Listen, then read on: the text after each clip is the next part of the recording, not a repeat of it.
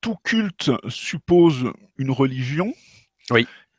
Et page 102, vous écrivez le culte des musées. Vous vous demandez en fait si le Oui. culte des musées ne serait pas la résultante la plus visible d'une religion mise en place par les États occidentaux. Oui, c'est-à-dire que, en gros, alors ça peut paraître aberrant d'une certaine manière quand on Oui. se dit ça. Et puis d'un autre côté, en fait, globalement, il y a deux choses qu'il faut envisager. Mais ça permet, enfin, ça nécessite en fait une petite bascule du principe même ou de la notion même de religion. C'est-à-dire qu'effectivement, l'idée évidemment de culte, à mon sens, elle est très facile à étayer à partir du moment où on reconnaît qu'il y a un certain nombre de rituels qui sont développés, etc. Première chose.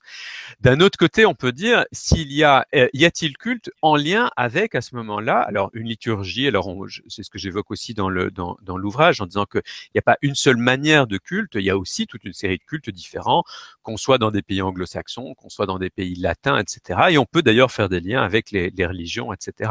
Et évidemment aussi avec l'histoire de la muséologie. Mais en même temps, effectivement, l'étape ultime, en quelque sorte, pour dire oui, mais est-ce qu'il y a une religion, en quelque sorte, derrière ce culte? Parce qu'on pourrait avoir des cultes qui sont sans religion, comme avec le football, en quelque sorte, ou alors une religion très abâtardie. Hein. Il y a aussi un culte du cargo avec toute une série de choses. Enfin, il y a des cultes qui sont animistes ou autres. C'est-à-dire, en fait, le culte, c'est aussi une sorte de relation magique au monde, en quelque sorte. Je suis au monde et je développe un certain nombre de logiques par rapport à ce monde pour essayer de voir, pour me rassurer moi-même et pour lui donner de la signification.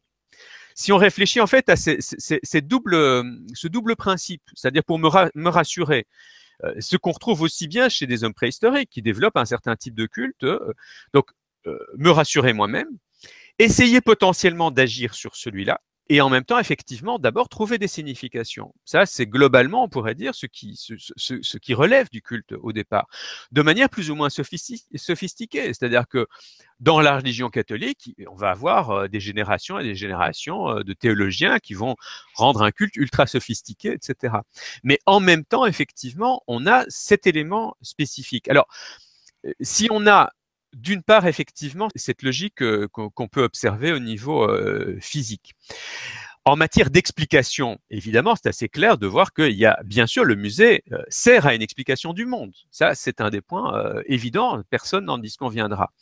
Il est aussi au fondement, bien sûr, je dirais, des sciences modernes. Ça, c'est un des points extrêmement importants, ou de ce qu'on pourrait intituler une religion esthétique. C'est-à-dire que très clairement, il y a un certain nombre de critiques d'art, je pense à Roger Fry, etc., qui ont développé une mystique de l'art. C'est-à-dire il y a une possibilité aussi d'avoir une expérience mystique de l'art, etc. Et quel est le lieu de cette mystique? C'est aussi, bien sûr, l'observation dans un musée. Et d'ailleurs, au niveau de l'art lui-même, c'est peut-être le lieu où vous pouvez le plus rencontrer des gens qui sont dans une attitude d'adoration. C'est-à-dire, vous pouvez vraiment avoir des gens qui sont, et vous pouvez les interroger, qui sont dans une optique de ressourcement esthétique, véritablement. Mais donc, très clairement, on a cette logique qui est une expérience aussi, on pourrait dire, de quelque chose qui s'y opère.